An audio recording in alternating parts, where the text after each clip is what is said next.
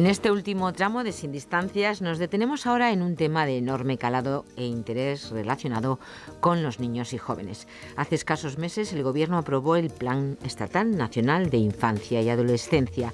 La defensa del interés del menor en los trámites de adopción, de acogimiento familiar o de tutela por parte del Estado, así como su protección y amparo en casos de violencia de género, son algunos de los pilares del nuevo plan, que cuenta con una dotación de 5.000 millones de euros para los próximos 4 años entre el Ministerio, las comunidades y las entidades locales.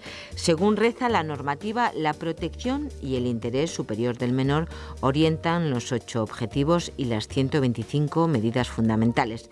Entre los objetivos, apoyo a las familias y conciliación, seguridad en el uso de las nuevas tecnologías, atención prioritaria en colectivos con riesgo de exclusión social, prevención y rehabilitación de casos conflictivos, educación de calidad o defensa de su salud.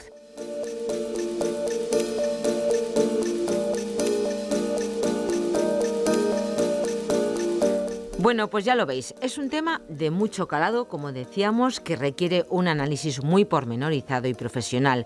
Por esto hemos decidido que nos acompañen hoy 3 expertos. Desde sus distintos entornos laborales trabajan con y por la infancia y la adolescencia, y como expertos en ellas nos van a acercar a esta nueva normativa y valorar si realmente opinan que supondrá mejoras en el interés del menor. La profesora Julia Ramiro Vázquez, del Departamento de Servicios Sociales y Fundamentos Histórico-Jurídicos de la UNED, reconocida investigadora en el ámbito de la infancia, va a moderar este coloquio. Pero antes de iniciarlo y de presentar también a los invitados, nos cuenta los antecedentes para que podáis situar el tema.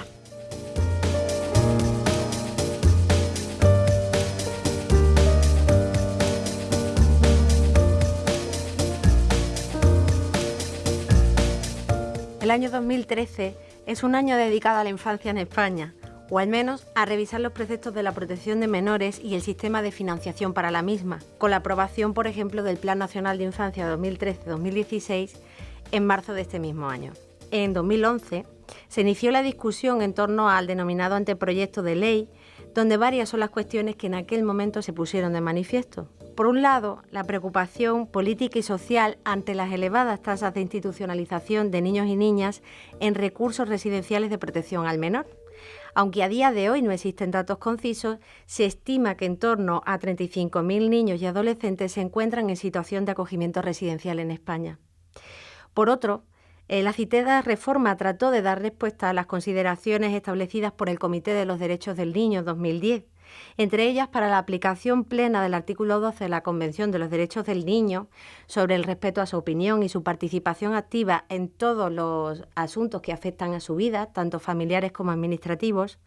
Y otro de los grandes retos que se planteaba en la reforma, de acuerdo a estas consideraciones del Comité, era el de revisar las pautas de intervención en los centros de intervención psicosocial o tratamiento terapéutico para niños y adolescentes con problemas de conducta que sufren enfermedad mental. Hoy abordamos las 2 caras de la reforma de la protección a la infancia, desde el punto de vista del estatus sociojurídico del niño y desde el ámbito de la intervención social y sus implicaciones en la práctica profesional. Para ello contamos con la presencia de Santiago Agustín, profesor de la Universidad Autónoma de Madrid y coordinador del Grupo de Infancia del Colegio de Psicólogos de Madrid.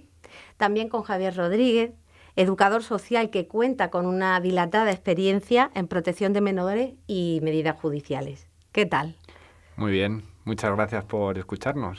Muchas gracias por invitarnos y bueno, deseando tratar el tema que nos toca esta tarde. Santiago, Javier, ¿en qué creéis que consistirá esta citada reforma de protección? ¿Consideráis que es necesaria? Bueno, es una pregunta bastante general, es importante, pero sobre todo me gustaría situarla, ¿no? Es necesaria en el sentido de que hay una tasa muy alta de niños y adolescentes, ¿no?, que están en centros terapéuticos, en centros de menores, centros de protección, etc. Además, la última ley a este respecto es de 1996, creo recordar, con lo cual, claro, ha pasado ya muchísimo tiempo y sí que se hace necesario una revisión, ¿no?, porque no solo la sociedad, sino las necesidades de los colectivos han cambiado. Incluso la visión de esos menores ha cambiado institucionalmente, con lo cual sí que es necesario hacer una reforma. De todas maneras, esta reforma yo creo que puede quedar un poco en papel mojado, ¿no? Porque, en primer lugar, no existen estadísticas nacionales concluyentes sobre el número de menores que están institucionalizados, con lo cual la reforma ya tiene un sesgo importante, ¿no?, a la hora de llevarla a cabo. Y por otro lado, el último boletín publicado a principios de este año muestra datos referidos al 2010, poniendo de manifiesto la falta de datos reales de distintas comunidades autónomas. Con lo cual, siendo importante el cambio, ¿no?, o la nueva ley, por motivos evidentemente de los cambios sociales que existen, no sé exactamente si va a tener mucha relevancia porque no se tienen en cuenta muchísimos aspectos importantes, ¿no?, que no se han analizado. Coincido con Javier, ¿no? Quizá lo que estamos viendo es que estamos en algún aspecto empezando la casa por el tejado, ¿no? Tenemos ahora mismo un sistema de protección con muchos problemas, del que ni siquiera sabemos su situación real, un montón de administraciones que están interviniendo, a veces con las mismas personas interviene la comunidad autónoma, alguna organización no gubernamental, servicios municipales, y otros niños que tienen muchísimos problemas pues no tienen ningún tipo de atención. Aún así, a pesar de esa situación, sí que creo que es muy interesante que tome rango de ley algunas ideas que se venían percibiendo en el ambiente desde hace años, ¿no? Como es dar importancia al acogimiento familiar y darle el papel que se merece. Esperemos que luego en la práctica consigamos que sea también un papel respetuoso con las familias de origen. Intentar definir un poco lo que es el interés del menor, que constantemente se está mencionando. Todo se hace por el bien del menor, pero como no está definido, pues muchas veces ese bien del menor depende del juez, del técnico, de la persona que un poco por fortuna le toque a ese menor, pero que a lo mejor no hay un consenso y debería haber unas leyes que realmente lo regulen, que no quede tan al azar. También parece que se va a definir un poco lo que es el riesgo y el desamparo, que se va a notificar a las familias cuando hay una situación de riesgo, es decir, que la intervención parece que va a ser más paulatina y que ya desde la ley se va a decir, oiga, antes de tomar una acción radical con una familia, tiene que haberse respetado unos pasos un poco más claros que antes. Y bueno, ya lo que es todo el tema de los centros terapéuticos, bueno, quizás sería un mundo, ¿no? ¿Qué es lo que estamos haciendo con esos adolescentes que están empezando a tener problemas en sus familias, que el sistema de protección no sabe qué hacer con ellos, que a lo mejor en un piso donde hay 8 niños, pues uno de ellos resulta que se escapa más, que consume cannabis u otras drogas, que grita, y que de repente el sistema parece que ahora mismo no tiene alternativas? La opción que se está tomando es unos centros que hasta ahora en cada lugar tienen una forma, que no tienen supervisión y que realmente ha acabado habiendo denuncias muy graves. En la intervención del Defensor del Pueblo, incluso el Comité de Derechos del Niño tuvo que dar un toque de atención. Quizá esos son los puntos y bueno, vamos a ver quizá durante este programa ideas que se nos ocurren para el oyente, para abordarlos. Retomando los grandes retos de este anteproyecto o al que tiene que hacer frente esta nueva ley sobre el mejor interés del menor o superior interés del menor, que es como se ha traducido en España, como bien tú has dicho, Santiago, y también cuál es la revisión de esos criterios de riesgo y cómo se van a estipular, no solo legalmente, sino también administrativamente, para determinar si los niños van a ir a instituciones o van a ir a familias de acogida y posiblemente después adoptivas. ¿Creéis que se trata de una reforma adecuada para afrontar las dificultades que atraviesa el sistema de protección en este momento? Es decir, este colapso, digamos, financiero, un colapso institucional donde hay mínimo unos 35.000 niños. ¿Qué pensáis?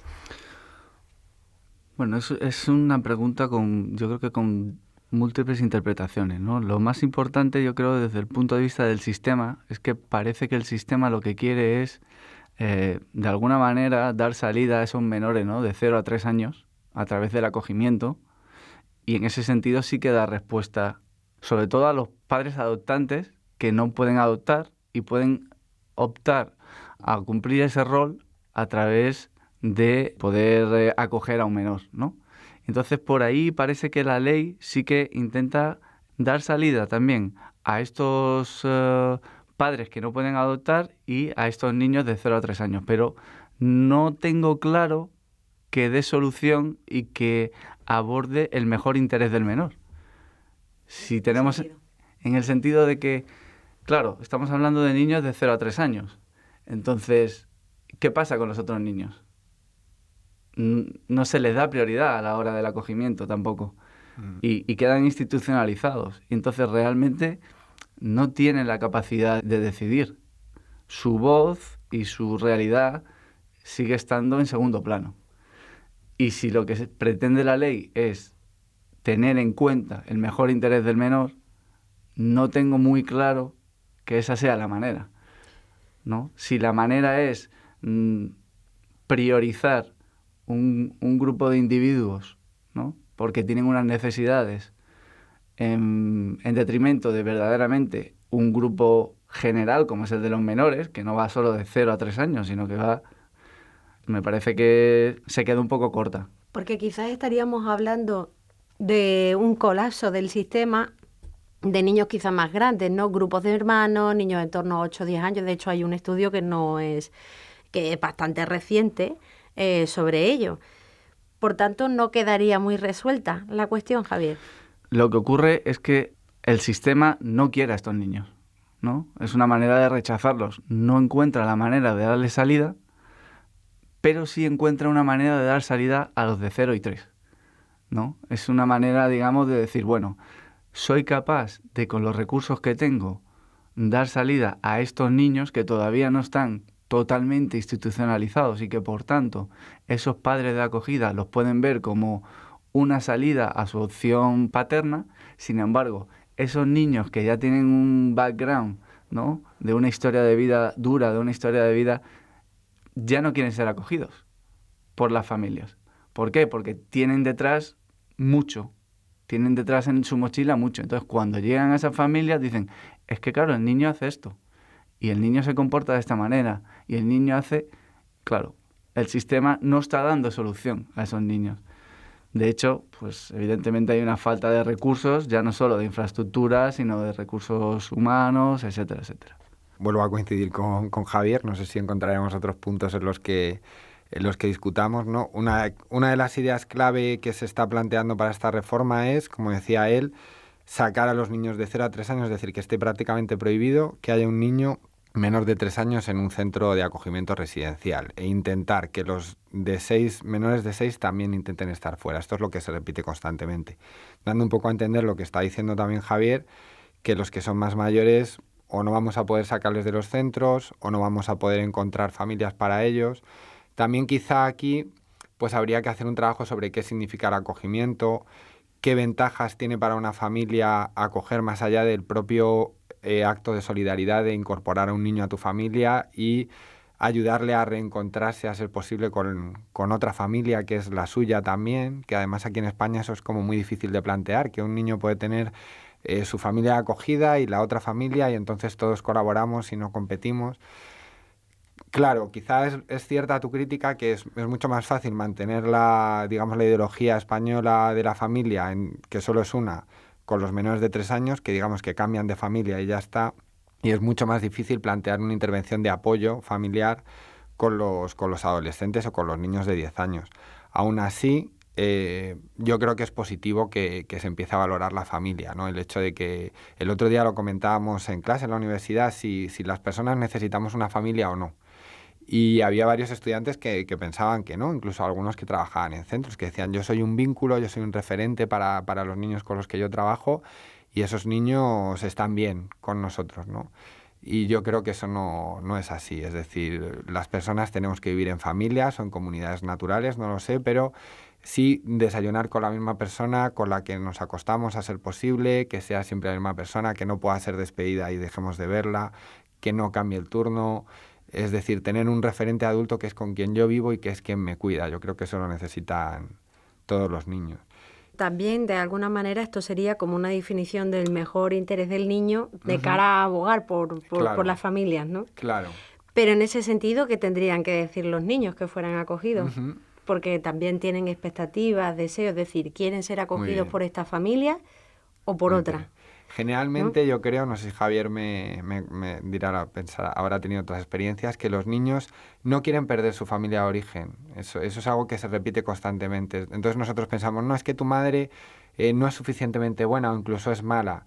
Sí, pero es tu madre. Y ese niño no quiere dejar de tener esa madre o ese padre o esos abuelos. Entonces tenemos que ayudarles a entender que aunque no puedan vivir con ellos, el vivir con una familia nueva no significa romper con la otra ni traicionarle, ¿no? Eso es algo que quienes hacen terapia con los niños acogidos dicen que se repite mucho, ¿no? Cuando un niño lleva varios meses en una familia acogida, empieza a estar cómodo, empieza a sentirse querido, a sentir esa estabilidad de la que hablábamos.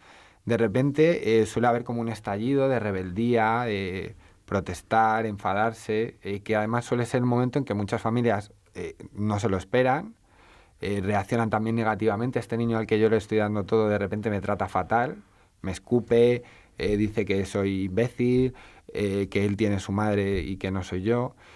Entonces eso es una reacción a esa ruptura que no se tiene por qué dar, ¿no? Tenemos que enseñar a los niños que, bueno, que no están traicionando a su familia de origen por ser cuidados por otras personas y que se puede colaborar.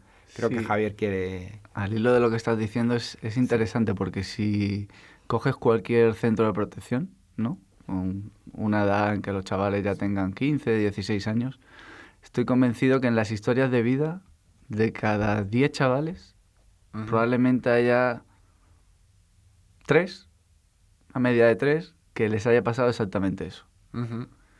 Que hayan tenido una familia de acogida en las que ahora ellos son capaces de hablar de manera muy sana de esa familia y qué bien estaba con esa familia, qué buenos eran. Sin embargo, yo, digamos que rompí esa estructura. ¿Por qué? Por mi madre. El sentido de pertenencia, de identidad, de qué soy, de dónde vengo. Claro, es que faltan recursos. Exactamente. Es que esa es la cosa, faltan recursos. Entonces, y esto lo ves repetido en todos los centros, Y es triste porque además el chaval te lo cuenta con una pena muy grande, como diciendo, bueno, es que mira cómo estoy ahora, sigo institucionalizado, sigo en un centro, no me gusta, cuando podría haber tenido una vida o una historia de vida más sana, con unos padres de acogida que verdaderamente me daban lo que yo necesitaba y además, oye, podía haber intentado mantener el vínculo con mi madre, pues, sin embargo, prefieren la ruptura total porque tienen miedo de la pérdida de la madre. Es decir, pues si estoy con estas personas, ya no puedo estar con mi madre. Entonces eso es muy conflictivo y es muy difícil de trabajar, pero es que si no hay recursos no se puede trabajar. Enmarcando un poco estas respuestas en lo que sería la reforma, el 2011, ¿cuál es el papel de las familias de origen? También. Quiero decir, por un lado se plantea el acogimiento familiar como una salida a que los niños ya no estén en instituciones de acogimiento residencial. Pero por otro, ¿qué pensáis? ¿Creéis que queda suficientemente reflejado en esta reforma un trabajo previo con las familias de origen para que ni siquiera estos niños no solo tengan que no ingresar en centros de acogida, sino tampoco en familias de acogida, porque pueden quedarse? ¿Qué pasa con esa intervención en comunidades, en familias? ¿Creéis que, y además en relación con los criterios de riesgo, se reforman en este anteproyecto? ¿Se tienen en cuenta una nueva visión? A ver, lo que se está escuchando, pero ya ocurría con la ley que tenemos ahora mismo vigente, es que es interesante, ¿no? Es decir, que bueno, pues que hay que clarificar el concepto de riesgo, que hay que asegurar que hay unas intervenciones con las familias. En ese sentido, nada que objetar, pero sí que hay que hacer la crítica de que la ley anterior también iba en esa línea, quizá no tan clara, y no está funcionando, ¿no? Eso ya va un poco a los recursos con que cuenta el sistema de protección, es decir, estamos haciendo unas inversiones muy fuertes cuando ya hay una situación que ha estallado, que hay un niño que está en una situación muy negativa, que tenemos que protegerle urgentemente, o por lo menos pensamos que eso es así, pero ahora mismo en los barrios de muchas comunidades autónomas, no de todas, no hay intervención directa de prevención, ¿no? Yo estoy pensando ahora mismo en algunos barrios de aquí de Madrid, algún caso con el que yo he trabajado, que a lo mejor hay una educadora social que tiene que atender 200 casos, ¿no? Bueno, se podrá seguir un procedimiento un poco más largo con esta nueva legislación, formalmente hablando, pero esa mujer, por excelente profesional que sea, la persona que yo estoy pensando lo es, no va a poder intervenir correctamente, es imposible, o sea, es que es imposible, simplemente. Yo creo que si estamos hablando un poco de apostar por el acogimiento familiar y de lo que puede suponer, ¿no? Si genera una situación de mejora. Bueno, hay que tener en cuenta que el acogimiento en sí que parece pues un modelo más sano, ¿no?, que la institucionalización, ¿no? Uh-huh. Evidentemente, porque te da una estructura, te da esa sensación, ¿no?, evidentemente de pertenencia a algo, y lo que decías antes, que tiene todo el sentido, ¿no? Es decir, me levanto con una persona, esa persona es mi referente, es la persona, ¿no?, que me marca un poco el límite, pero yo ya sé que esa persona es el referente en el que yo me miro, ¿no? No va cambiando, no. Entonces, en ese sentido sí que tiene pues todo el sentido para mí, ¿no? ¿Problemas que le veo? Bueno, problemas que le veo es cuando simplemente se mira el tema del acogimiento familiar, pero no se tiene en cuenta a la familia. O sea, es el acogimiento, lo que hablábamos un poco antes, y la familia queda relegada. No, la familia hay que incorporarla, porque no necesariamente el acogimiento tiene que ser la primera propuesta. Es decir, a lo mejor hay un tío, a lo mejor hay un abuelo, a lo mejor hay una abuela que se puede hacer cargo de ese menor. Uh-huh. ¿Qué pasa? Si no se trabaja en la comunidad, pues probablemente ese tío o esa abuela no pueda hacerse cargo del menor. Pero si hubiera verdaderamente un trabajo claro y una apuesta clara por el trabajo en las comunidades, sí podrían mantener a ese menor. Y sí podría mantenerse dentro de una estructura familiar, una estructura en la que él se sintiera que pertenece a esa estructura, sin tener que sacarlo, sí, para buscar algo mejor para él, una estructura, como hemos dicho antes, pero que a lo mejor no es la suya, no es la natural, ¿no? No es la en la que ha nacido. Y en ese sentido, pues sí que es bueno tener en cuenta otras opciones, ¿no? Incluso, pues sí, evidentemente, el acogimiento familiar, pero teniendo en cuenta lo que hablábamos antes, que existe una madre que está ahí, ¿no? Pues vamos a involucrarlos, claro, ¿no? Y vamos a involucrar también a la comunidad.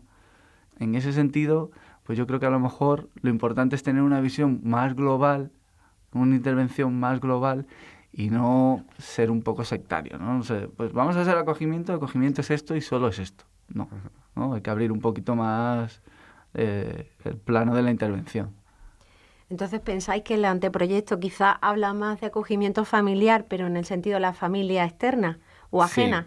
Sí, no sí. Tanto una familia extensa, ni acogimientos o adopciones abiertas, que ya existen en otros países hace muchísimos años y, como bien comentaba Santiago, no es una práctica aquí en España, o al menos extendida ni regularizada. Yo creo que el gran problema que tenemos en España con el acogimiento familiar es ese, ¿no? Dentro de lo positivo que es que se potencie el que hay, que es mejor que el institucional, desde mi punto de vista, el gran problema que tenemos es el enfrentamiento y la separación absoluta que hay entre la familia acogida y la comunidad del niño o la niña en la que ha nacido, ya no solo su familia de origen, sino la propia comunidad. Es decir, ¿por qué un niño que es acogido ya no puede jugar en el mismo parque? ¿Por qué no puede ir al mismo colegio? ¿Por qué no puede comprar las chuches en la misma panadería? El niño, lo que tenemos que hacer es intentar que tenga la mayor estabilidad posible. Si los adultos la necesitamos, y para un adulto mudarse de barrio, de ciudad, es algo traumático, imaginemos para una persona de 8 años, 7, 6, ¿no? Y de hecho las directrices de Naciones Unidas sobre las modalidades alternativas del cuidado de los niños insisten en esto, ¿no? En que todas las medidas se tienen que intentar realizar dentro de la propia comunidad. ¿Qué es lo que encontramos aquí? Sobre todo en la comunidad autónoma que yo conozco más, que es Madrid, pero ocurre en las 17 comunidades autónomas. Que cuando un niño es acogido en una familia se produce una separación absoluta. Puede estar a lo mejor a decenas de kilómetros de su comunidad de origen, cambia de colegio, cambia de amigos.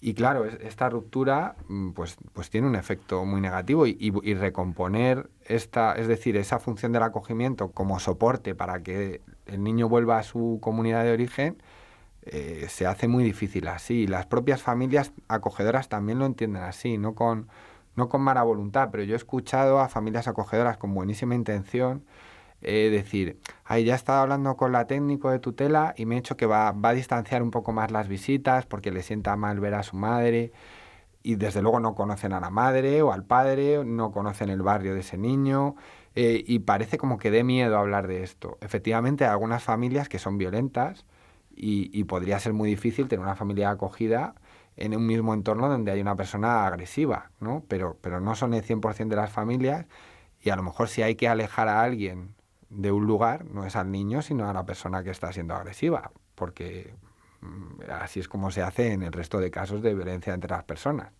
¿no? Pero quizás eso tiene relación precisamente con los criterios de riesgo de los niños, que les lleva a asumir un desamparo, ¿no?, por parte de la administración. Es decir, procede de un entorno, una familia en riesgo, tal el riesgo grave que acaba siendo desamparo. Al ser desamparo, lo que se entiende es que lo mejor para el niño es una ruptura con su comunidad de origen, porque esa comunidad y esa familia es la que es perniciosa para el desarrollo mental, personal del niño.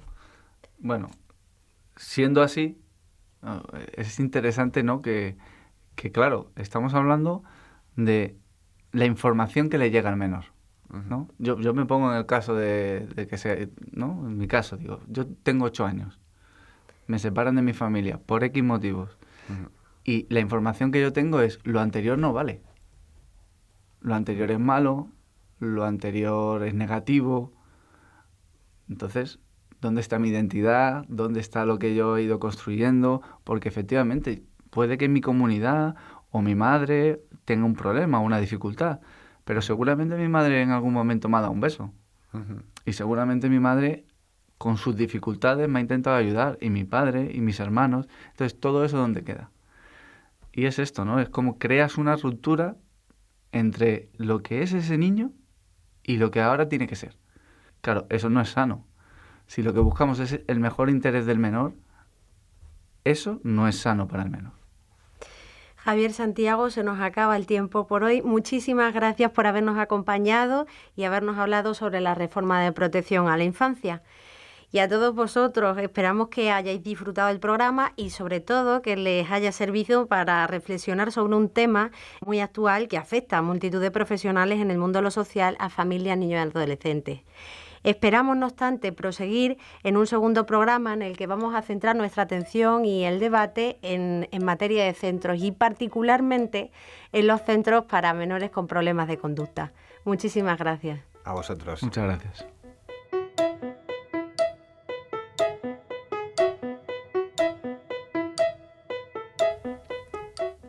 Hoy hemos abordado las dos caras de la reforma de la protección a la infancia desde el punto de vista del estatus sociojurídico del niño y desde el ámbito de la intervención social y sus implicaciones en la práctica social, y lo hemos hecho con la ayuda de 3 expertos: la profesora del Departamento de Servicios Sociales y Fundamentos Histórico-Jurídicos de la UNED, Julia Ramiro Vázquez, reconocida investigadora en el ámbito de la infancia; Santiago Agustín, profesor de la Universidad Autónoma de Madrid y coordinador del Grupo de Infancia del Colegio de Psicólogos de Madrid; y Javier Rodríguez, educador social con una dilatada experiencia en protección de menores y medidas judiciales.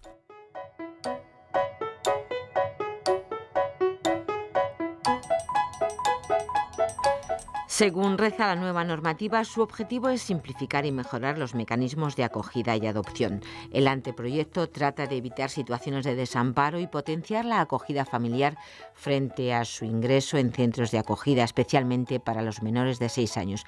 Pero estos son solo algunos matices, porque, por ejemplo, también se facilita la adopción de mayores de 18 años en algunos casos. De todos modos, te invitamos a que consultes esta normativa. Y no os perdáis nuestro próximo programa dedicado, como apuntaba la profesora Ramiro, a los centros para menores con problemas de conducta.